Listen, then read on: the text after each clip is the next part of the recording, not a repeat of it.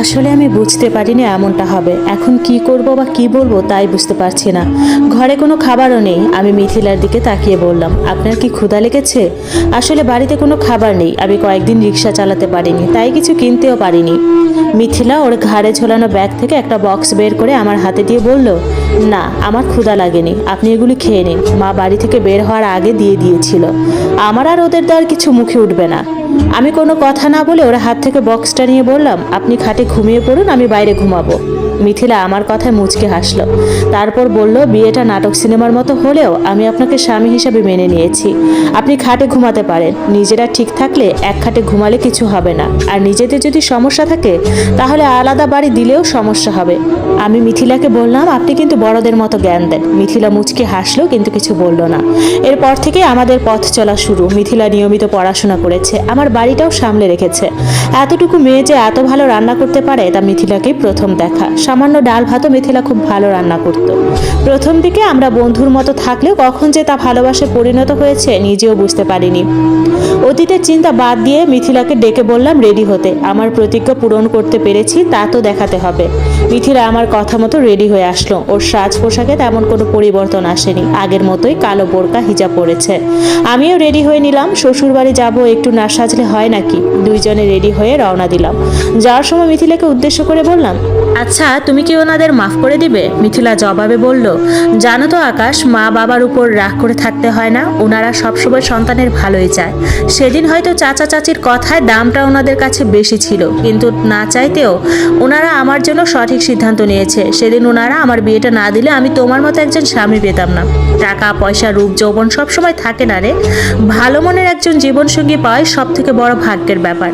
হ্যাঁ, আমার অনেক বড় চাকরি করে সরকারি কর্মকর্তা এমন ছেলের সাথে বিয়ে হতে পারত, কিন্তু তাদের থেকে কি আমি এমন সাপোর্ট পেতাম? হয়তো পেতাম, হয়তো বা পেতাম না। দামি গহনা শাড়ির আড়ালে কষ্ট লুকিয়ে রাখতে আমি পছন্দ করি না আকাশ। আমি যেমনটা পেয়েছি তেমনটাই আলহামদুলিল্লাহ। এতটা সুখও হয়তো অনেকে পায় না। মিথিলার কথা শোনার পর আমি কি বলবো বুঝতে পারছি না। সত্যি বলতে বিয়ের পর থেকে মিথিলা কখনোই আমাকে নিয়ে আফসোস করেনি, বরং আজীবন গর্ব করে এসেছে। কখনো কখনো ওকে যদি কেউ বলেছে তোর আরো ভালো বর হতো, তোর আব্বু একজন রিক্সাওয়ালার বউ করে দিল তোকে, মিথিলার উত্তরটা হতো এমন, আসলে কি জানিস, আমার বরের রোজগারটা হালাল, কখনো কারো কষ্টের টাকা নিজের পকেটে ঢুকিয়ে নিজেকে বড় করতে চায় না। হ্যাঁ, আমি অনেক বড় চাকরি করে এমন ছেলেও আমার বর হতে পারত, তবে আকাশের সাথে থেকে আমি যতটা সুখী এতটা সুখী হয়তো হতে পারতাম না। সত্যি আমি অনেক ভাগ্যবান যে মিথিলাকে নিজের করে পেয়েছি।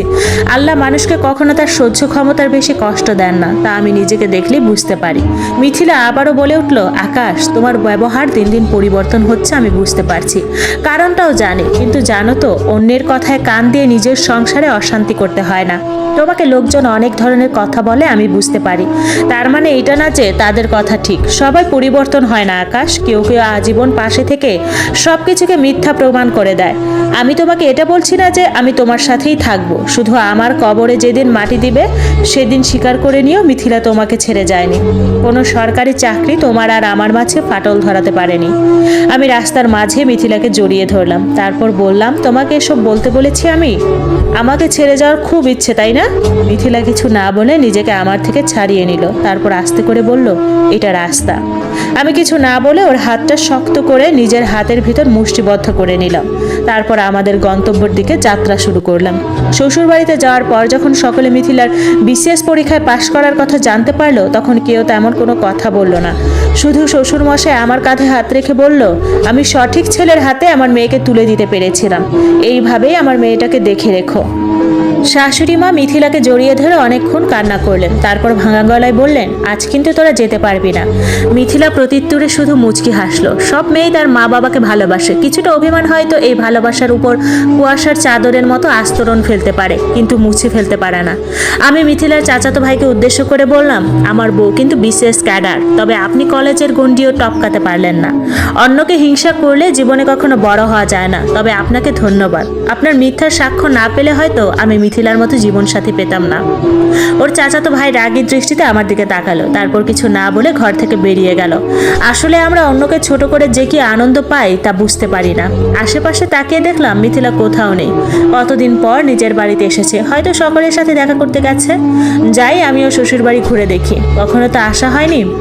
মিথিলাদের বাড়িটা বেশ সুন্দর, দোতলা বাড়ি, বাড়ির সামনে রাস্তা, পেছনের দিকে পুকুর, সব মিলিয়ে বেশ সুন্দর।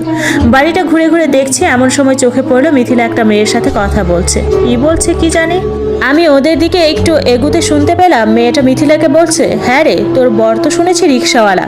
জানিস আমার বর সরকারি কর্মকর্তা, মাস গেলে মোটা টাকা বেতন পায়, আমাকে কত শাড়ি গহনা উপহার দেয়। মিথিলা মুচকি হেসে বলল, খুব ভালো তো। আচ্ছা, তোর তো স্কুলের শিক্ষিকা হওয়ার স্বপ্ন ছিল, ছোটবেলা এমনটাই শুনেছি। সেবার নাকি পরীক্ষাও দিয়েছিলি, তো এখন কি করিস? মেয়েটার হাসি মুখটা কালো হয়ে গেল, তারপর মন খারাপ করে বলল, আসলে আমার উনি চান না আমি চাকরি করি, তাই ওইসব আর হয়নি। মিথিলা শান্ত গলায় বলল, কিন্তু জানিস আমার উনি আমাকে নিজের হাড় ভাঙা পরিশ্রম করা টাকায় পড়িয়ে এত দূর এনেছে। আমার বই কেনার টাকা জোগাড় করতে দুপুরে খাবারটা পর্যন্ত খায়নি। জানিস তো, সুখটা টাকায় সীমাবদ্ধ থাকে না, সুখ জিনিসটা নিজের ব্যক্তিত্ব দিয়ে খুঁজে নিতে হয়। যদি তুই ডাল ভাত খেয়ে সুখে থাকতে পারিস তাহলে তুই সুখী, যদি তুই বিরিয়ানি খেয়েও সুখ খুঁজে না পাস তাহলে তুই অসুখী। আর বললি না আমার স্বামী রিক্সা চালায়, হ্যাঁ উনি রিক্সা চালায়, তাতে সমস্যা কিসের? বরং আমি বুকে হাত রেখে বলতে পারি আমার স্বামীর সব টাকা হালাল, ওনার কোনো অবৈধ রোজগার নেই, যা অনেক বড় চাকরিজীবীর স্ত্রীরাও বলতে পারে না।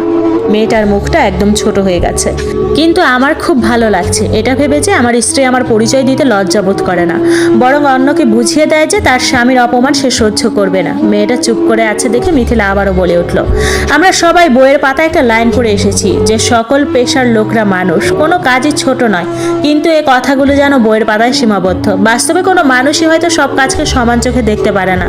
কথাগুলো বলে মিথিলা ওই জায়গা থেকে চলে গেল, কিন্তু আমি সেই পুকুর পাড়েই দাঁড়িয়ে আছি আর মনে মনে আল্লাহর কাছে শুকর আদায় করছি যে মিথিলার মতো একটা মেয়েকে আমার স্ত্রী রূপে পাঠানোর জন্য। ভবিষ্যতে মিথিলা বদলে যাবে কিনা আমি এখন বলতে পারছি না, তবে এই পৃথিবীতে আমার থেকে সুখী মানুষ আর একটাও নেই। সকলে আমার জন্য দোয়া করবেন যেন মৃত্যুর আগে পর্যন্ত আমি এতটা সুখে থাকতে পারি।